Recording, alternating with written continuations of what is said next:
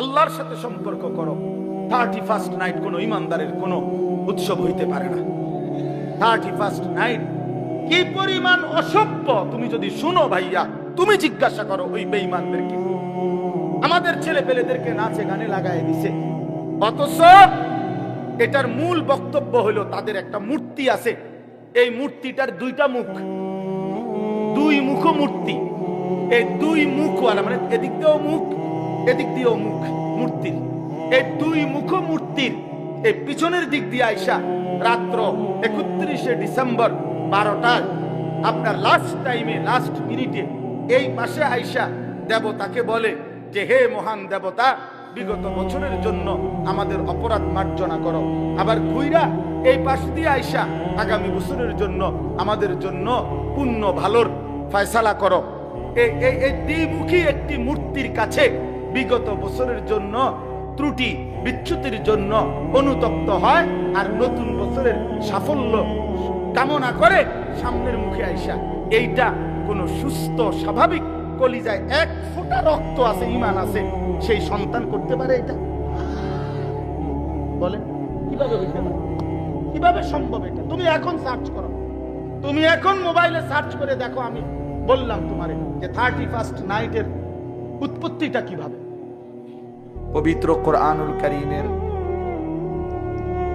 30 নম্বর পারা, কোরআনুল কারীমের 94 নম্বর সূরা, ছোট্ট সূরা। সূরাটার মধ্যে মাত্র 8 আয়াত, 8টি আয়াত। সূরাটার নাম হলো আলাম নাশরাহ অথবা সূরাতুশ শারহ, এটাই সূরার নাম। এই সূরাটা আমি তেলাওয়াত করেছি ইনশাআল্লাহ অল্প একটু সময়ের মধ্যে। এই সূরাটার উপরে সামান্য কিছু কথা, তরজমা, আলোচনা পেশ করতে চাই। আল্লাহ তাআলা আমাদেরকে তৌফিক দান করেন। নওজোয়ান ছেলেরা দাঁড়ায়া থাকাটা কোনোভাবেই ভদ্রতা না। কোরআন সুন্নাহর কথা শুনবার জন্য আদব তো এটা যে বসে শোনা। এজন্য প্রিয় ভাই, বসে শুনো, ভালো হবে। কষ্ট করেই বসো, যেভাবে হোক জায়গা মিলায় নাও। আপনারাও আর একটু নড়ে চড়ে বসলে আরো অনেক ছেলে বসতে পারবে, আপনাদের ফাঁকে জায়গা আছে। দয়া করে আল্লাহর ওয়াস্তে আরেকটা ছেলে বসবে, আরেকজন ভাই বসবে, এই নিয়ত করে একটু আগায় বসেন, একটু চাপায় বসেন। ঠান্ডা শীত তো এতটা কষ্ট হওয়ার কথা না। নড়ে চড়ে বসেন, আর একটু আগায় বসেন সব। এই দেখেন, 2-3 জন মানুষ শুনলেন আর বাকিরা নড়লেন না। এটা কিন্তু একটা অহংকারী আচরণ, যে আল্লাহর কথা বলছে, আমারে নেক কাজের দিকে আগাইতে বলছে, আমি নড়বো না। এটা কিন্তু অভদ্রতা। এই জন্য দয়া করে প্রত্যেকেই নড়ে চড়ে যার যার জায়গা পূর্ণ করে বসে। বারবার তো আর অনুরোধ করার সুযোগ নেই। মাশাআল্লাহ, মাদ্রাসাওয়ালারা দেখেন, আর পিছনে জায়গা আর ব্যবস্থা করার কি সুযোগ ব্যবস্থা।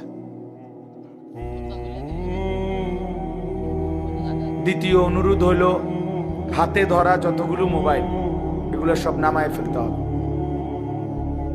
যাদের হাতে ধরে মোবাইল রেকর্ড করার জন্য উঠানো, ছেলেরা তোমরা সবারই মোবাইল নামাও। একজনও বললাম আমি উঠাই দেবো। যে আমার এই কথাটা শুনবে না, সে উঠে চলে গেলে ভালো। দয়া করে প্যান্ডেল ছেড়ে দেন। তাই বাহিরে গিয়া আরো অনেক দোকানপাট আছে, ওগুলো উঠাইলে ভালো। এজন্য একজনও উঠাবেন না। হাতে ধরে মোবাইল রেকর্ড করা যাবে না, সাফ কথা, এটা আমার আদেশ। প্রশ্ন হলো কেন? এই জন্য যে মনোযোগ হয় না, দিল জমে না, আমারও না, শ্রোতারও না। আমার শ্রোতা আমার দিকে তাকাইলো না, মোবাইলের দিকে তাকায় থাকলো, তা আমি কি পাইলাম? আর আমি উপস্থিত হয়ে শ্রোতার জন্য বললাম, সে ভাবতেছে যে আমি পরে শুনবো, মোবাইল উঠে রাখি। তো আমি কেন আসলাম? তাই এই জন্য দিল জমে না। মোবাইলে ধরে রাখলে হাতে সারাক্ষণ মনে হয় যে ধরে রাখে তার কাছে যে এটার মধ্যে উঠতেছে কিনা, এটা খসখস করে।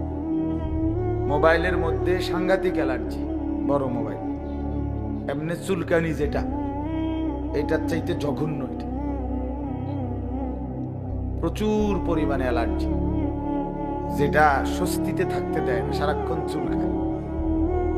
তার মানে সারাক্ষণই এটা কিছু না কিছু একটা দেখতে মন চায়, ভালো মন্দ, প্রয়োজনীয় অপ্রয়োজনীয় সবকিছুই দেখতে মন চায়। এই জন্য কিছুক্ষণ সময় যদি কেউ আলাদা একটু কষ্ট করে হলেও মনোযোগ দিয়ে শুনে, তো ধীরে ধীরে বরকত হয়। আল্লাহর কথায় জিন্দেগি বদলায়। কোরআন আমাদের জীবন পরিবর্তনের জন্য, জিন্দেগি গঠনের জন্য। লৌকিকতা, প্রদর্শন, লোক দেখানো, মানুষকে দেখানো ইত্যাদির তেমন উল্লেখযোগ্য কোনো ফায়দা নাই আসলে। একটা মোবাইল সবার কাছেই আছে, এটার দেখানোর কি? এটা একটা নর্মাল বিষয়। 10-12 হাজার টাকার একটা মোবাইল আহামরি কিছুই না। এই জন্য দোস্ত, নওজোয়ান বাবারা সবাই অল্পই হোক কথা, এটুকু কথা আমরা যেন মনোযোগ দিয়ে শুনি। এতে জিন্দেগি বদলায়, অনুভূতি জাগে, বিবেক জাগে, ফিকির উঠে। রাসূলুল্লাহ সাল্লাল্লাহু আলাইহি ওয়াসাল্লাম বলছেন, ইস্তাফতি কলবাক, তোমার দিলকে জিজ্ঞেস করো, বিবেককে প্রশ্ন করো, দিলকে জিজ্ঞেস করো। ইযা সাররাতকা হাসানাতুকা ওয়া সাআতকা সাইয়্যাতুকা ফাআনতা মুমিন। নবী সাল্লাল্লাহু আলাইহি ওয়াসাল্লাম বলেন, নেক কাজ করলে যদি তোমার কাছে খুশি লাগে, গুনাহ এবং আল্লাহর নাফরমানি করলে যদি তোমার কাছে কষ্ট লাগে, ফাআনতা মুমিন, তাহলে মনে রাখবা তুমি এখনো মুমিন। অর্থাৎ গুনাহ করলে কষ্ট হয়, মনটার মধ্যে খারাপ লাগে, যায় কেন মিথ্যাটা বললাম, কেন চুরি করলাম, আহা জামাতটা পাইলাম না, কাজটা কি করলাম, লোকটাকে গালি দিলাম, নারীর ছবি দেখলাম, এক ওয়াক্ত সেজদা দিলাম না। এতটুকু বিবেকের মধ্যে যদি কমপক্ষে দংশন, অনুভূতি, লজ্জিত একটা মানসিকতাও যদি কমপক্ষে আসে, তাইলেও ইমানের ধরে নেওয়া যায় কিছুটা আছে। কিন্তু যেদিন বছরের পর বছর, দিনের পর দিন,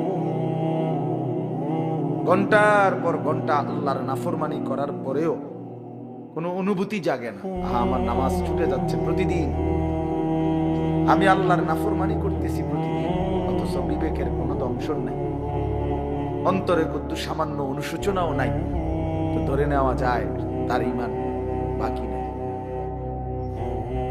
এই নাফরমান হারায় গেছে অন্ধকার, এই নাফরমান হারায় গেছে শাহওয়াত আর নফসের প্রবৃত্তির ভিতরে, মনের চাহিদা, মনের খেয়াল খুশি, নিজের মন চাহিদা মতো চলা, এই এক জিন্দেগির মধ্যেই সে ব্যস্ত। আর আমি বহুদিন বলছি এ কথা, কোরআনুল কারীমে এই কথা স্পষ্ট আছে, মনের ইচ্ছা মতো যে চলে সে জানোয়ার,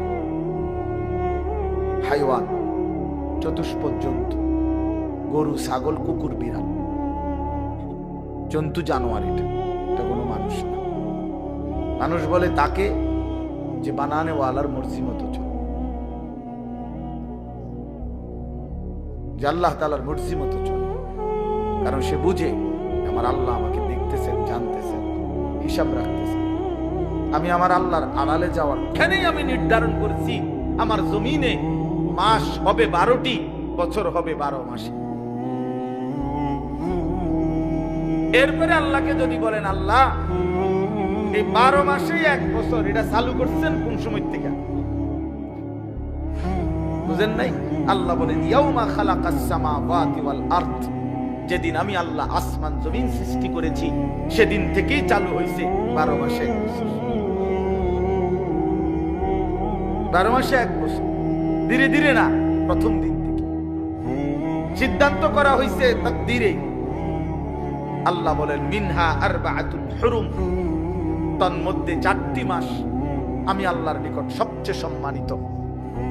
জিলকদ, জিলহজ, শাওয়াল, মুহররম আর হলো রজব, আরবি মাস। এরপরে আল্লাহ বলেন, এই দেখেন যালিকা দ্বীনুল কাইয়্যিম, চমৎকার কথা আল্লাহ বলছেন। এই যে 12 মাস 1 বছর, এটা চূড়ান্ত ফয়সালা, অকাট্য বিধান।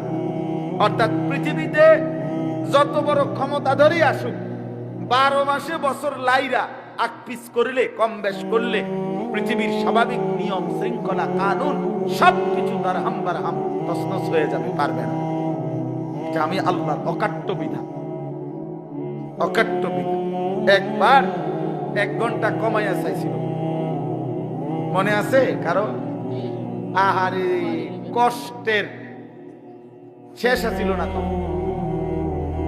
ওই যে বেটা আপনার প্রথম তো মাছ হাতে নিছিল বাজারের থেকে কিনা, এখন বাড়ির জন পর্যন্ত কুদ্দুর পর পরে মানুষের জিগায় মাছ কত, বেটা বারবারই কন লাগে 200 টাকা।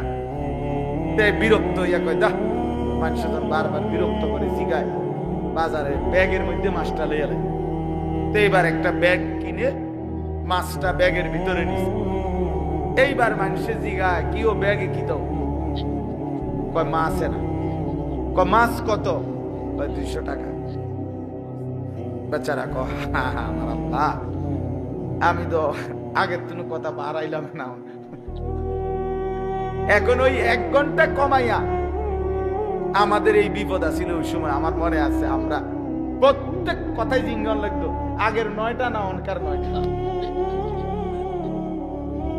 আগের 10টা না এখনকার 10টা।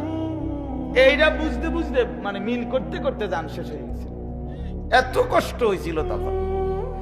এইটা তার মানে আল্লাহর নিজাম, স্বাভাবিক শৃঙ্খলা।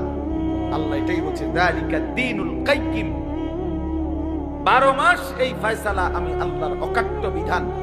এবার তুমি বাংলায় বানাও, উর্দুতে বানাও, হিন্দিতে বানাও, ইংরেজিতে বানাও, আরবিতে বানাও, সেটা তোমার বিষয়, কিন্তু বছর হবে কত দিনে, কত মাসে।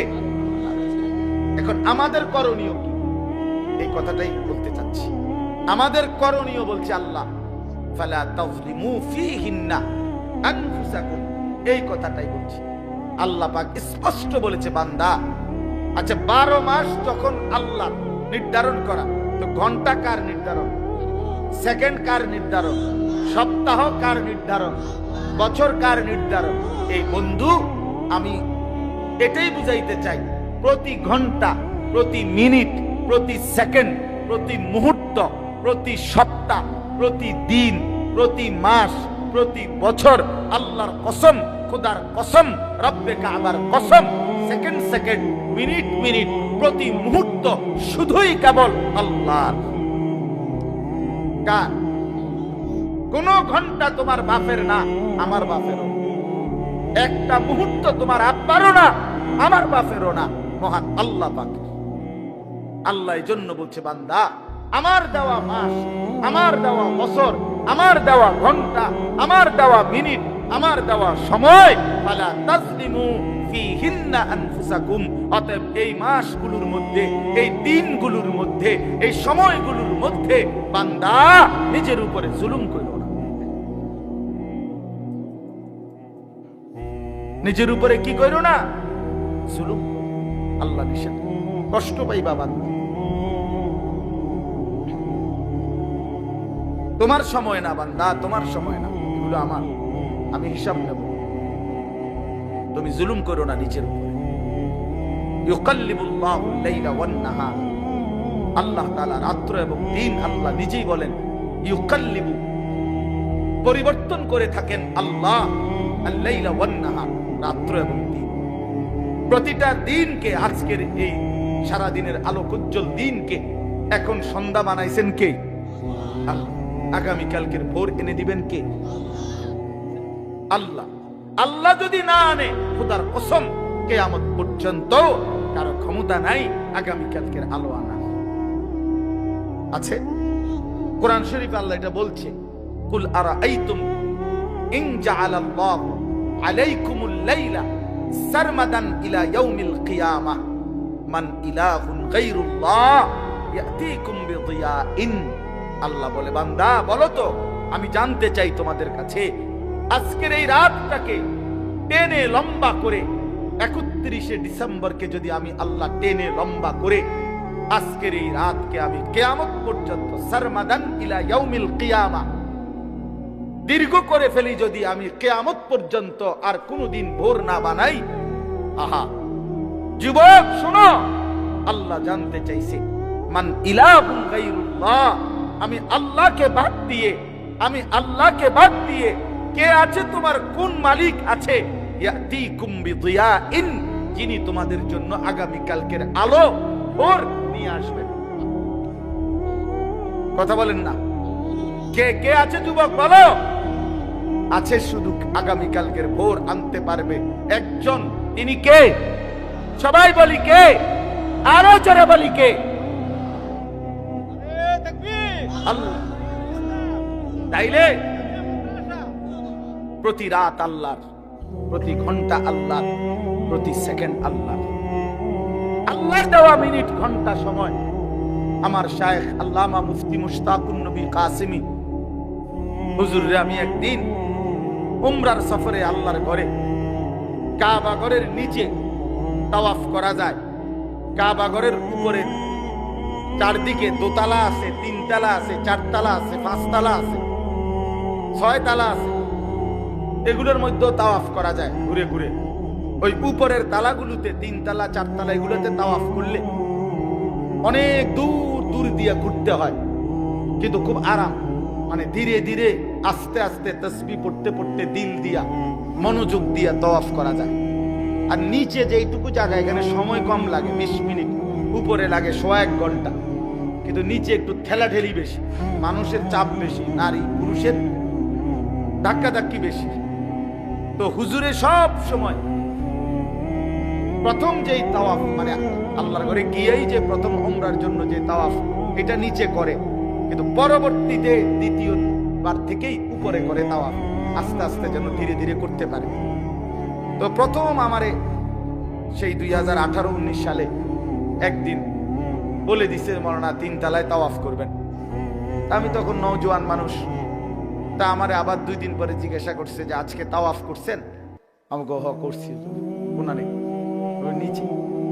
আপনারা না বললাম উপরে তাওয়াফ করতেন, তাই বললাম হুজুর উপরে তাওয়াফ করে চাইছি একবার, সময় বেশি লাগে, নিচে কম কম লাগে। এই তখন হুজুর আমারে বলছিলেন এই শব্দটা, মাওলানা সময় কি আপনার আব্বার? এই কথাটা বলছিল, আমার পুরা মনে আছে, আল্লাহর ঘরের কাছে। মাওলানা সময় কি আপনার আব্বার? আমি বলছি না হুজুর, সময় তো আল্লাহর। তখন বলছে, তো যার দেওয়া সময় তার জন্য একটু বেশি ব্যয় হলে আপত্তি কিসে? সেই থেকে আজকের এই 2024 পর্যন্ত আলহামদুলিল্লাহ এভাবেই হুজুরের নির্দেশ মতো উপরে তাওয়াফ। ওই কথাইটা বললাম আর কি, সময় কি আপনার আব্বার? সময় তো মহান আল্লাহ পাকের। এজন্য যুবক, সময় তো তোমার না, এই হায়াত তো তোমার না। এই ঘন্টা, মিনিট, সেকেন্ড 2024 সালের জানুয়ারি থেকে আজকের 31শে ডিসেম্বর পর্যন্ত প্রতিটা দিন ধারাবাহিকভাবে যিনি এখানে আইনা পৌঁছাইছেন, তিনি তো মহান আল্লাহ, তিনি তো মহান আল্লাহ। অতএব সেই মহান আল্লাহর দেওয়া দিন রাত, তিনি একটা বছর শেষ করবেন, তিনি চাইলেই আগামী কালকের ভোর হবে। তাইলে যেই আল্লাহর হাতে দিন, যেই আল্লাহর হাতে রাত, যেই আল্লাহর হাতে সময়, মিনিট, মুহূর্ত, সেই আল্লাহর নাফরমানি করে, সেই আল্লাহর অবাধ্যতা করে তিনি নাচ নিষেধ করেছেন, গান নিষেধ করেছেন, ছেলে মেয়ের অবাধ মেলামেশা তিনি নিষেধ করেছেন, তিনি উলঙ্গ দৃশ্য নিষেধ করেছেন, জিনা ব্যভিচার নিষেধ করেছেন, মদের আড্ডা হারাম করেছেন, জুয়ার আড্ডা হারাম করেছেন। অতএব যেই বেঈমানরা, যেই নাফরমানরা, যেই অবাধ্যরা, যেই পাপীরা, যেই জালেমরা, যেই অসভ্যরা, যেই নর্তকীরা, যেই জানোয়াররা আল্লাহর দেওয়া 31শে ডিসেম্বরের এই রাতে নাচবে, গাইবে, ফুর্তি করবে, অসভ্যতা করবে, উলঙ্গপনা করবে, মদের আর জুয়ার আড্ডার মধ্যে জড়ায়া পড়বে। ওরা অসভ্য, বর্বর, নোংরা, অসভ্য ছাড়া, চরিত্রহীন ছাড়া, লম্পট ছাড়া অন্য কিছু হইতে পারে না। ওরা ইমানদার হইতে পারে না, ওরা মুসলমানের বাচ্চা হইতে পারে না। মুসলমান তো তাকে বলে যে আল্লাহকে মানে, ইমানদার তো তাকে বলে যে আল্লাহকে মানে। এজন্য 31st নাইট নামে পৃথিবীতে কোনো দিবস ইমানদারের জন্য বৈধ হইতে পারে না। 31শে ডিসেম্বর রাত 12টাকে পরবর্তী দিনের শুরুতে